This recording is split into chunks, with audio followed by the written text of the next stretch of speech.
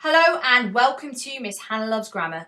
In this video we'll be concentrating on the methods, meanings and messages as put forward by William Blake in his poem The Garden of Love. William Blake is considered one of the greatest poets and printmakers in British history, though he rose into significance after his death. Another feature of Blake is his influential work as part of the Romantic movement, alongside his friends Coleridge and Wordsworth. Now, each of these poets concentrated on emotion and intuition in their work and were fixated by the value and importance of nature. Blake was particularly influenced by the ideals and ambitions of revolutions in France and America that strove for equal rights and an abolition of greed. In particular, though, Blake criticised marriage laws and demands of fidelity, which reduced love to simply duty and obligation instead of actual, authentic affection. This in turn meant many today you see him as a forerunner to the free love movement of the 1970s, which called for an end of state interference into sexual matters such as marriage, birth control and adultery. In this particular poem, though, Blake is concentrating on a speaker who's visiting a childhood hotspot, a garden that he visited so many times as a child, only to see it now ruined and overrun by a chapel, briars, and symbols of death in other ways like tombstones, and closed-minded clergy that take no care of the actual green space that it once was. It is clearly an extended metaphor of the ways that love is stopped from flourishing and the fact that it's impinged on by organisations and institutions like the church. The title The Garden of Love has very clear biblical connotations to the Garden of Eden that contemporary readers definitely would have understood straight away. In the Garden of Eden, in the Bible, Adam and Eve have to leave because of their sin. Eve eats from the fruit they're not allowed to and then gives Adam some to try. Though in this poem, the love is prohibited from the garden as it's impinged on by the church. I went to the Garden of Love and saw what I never had seen. A chapel was built in the midst, where I used to play on the green. And the gates of this chapel were shut, and thou shalt not writ over the door.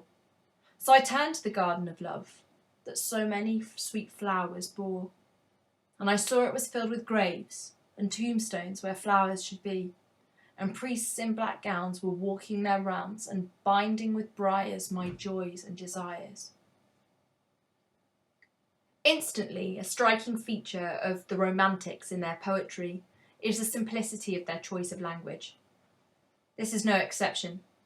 Here we have a very clear, simple retelling of what was seen. I think in particular the second line, and saw what I never had seen. It's really emphatic, especially the use of the word never. It instantaneously tells us he's frustrated with the church. The use of the first person throughout this stanza and the use of the senses saw and seen, went, used to. It definitely impacts and amplifies our engagement with just how traumatic this experience has been for our speaker. They are shocked and dismayed. More importantly, the capitalisation of chapel, it signals just how much this church is an eyesore. It's standing in the way. It's been built in the middle of this green space. Equally, the use of the past tense, used to play. It signals that he can no longer do that. The memories of innocence and of youth replaced instead with frustration that no others will be able to experience that joy. From the onset in the second stanza, it is evident to us that organised religion is intentionally forbidding people from enjoying desire and pleasure. In particular, we can see they are physically shutting people out because the chapel is actually shut. But when we read, and thou shalt not is over the door, it's as if love is not allowed in.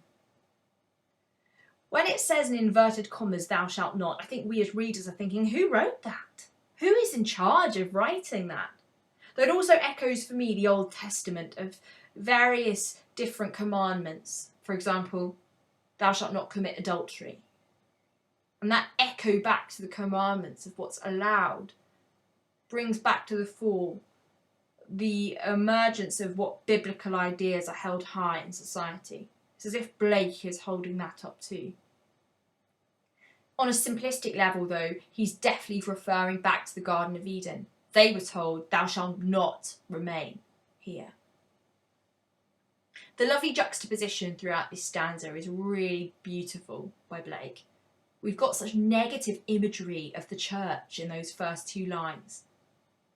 Yet, in fact, in his memory as he turns away from the Garden of Love, it's the use of the past tense in that final line. He thinks about that Garden of Love that so many sweet flowers bore. It's the past tense of bore. The sweet flowers, they're not able to flourish anymore because the church is in the way. And he's thinking about the damage that is being done.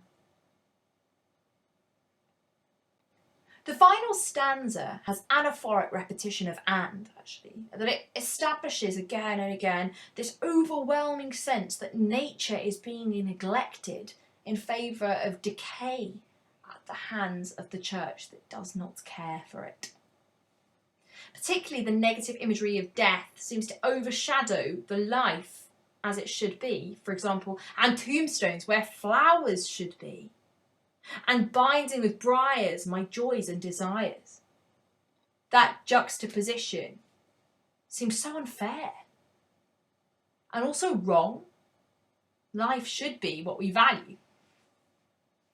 In particular, the depiction of priests in black gowns, well, they're in their typical robe, but unusually they're not interested in nature at all. They seem fixated on doing their rounds, on rituals simply, and in a way are a symbol of negligence of the church.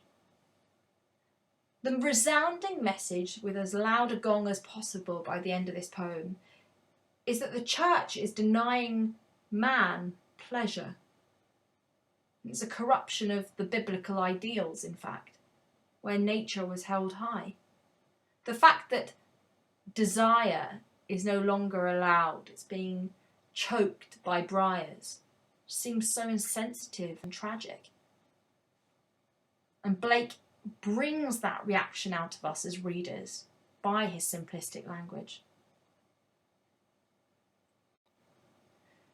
To assist the language of this poem, the structure is incredibly simple.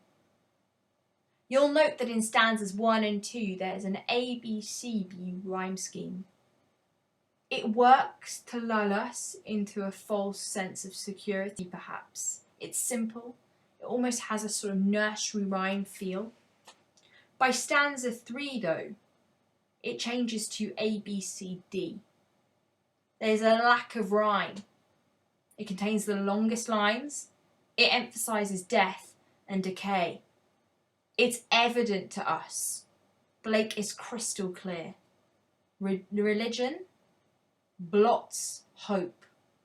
It takes away passion and instead replaces it with ritual, obligation, and a lack of humanity. It's thought-provoking and a beautiful set of images that can still be clearly understood today.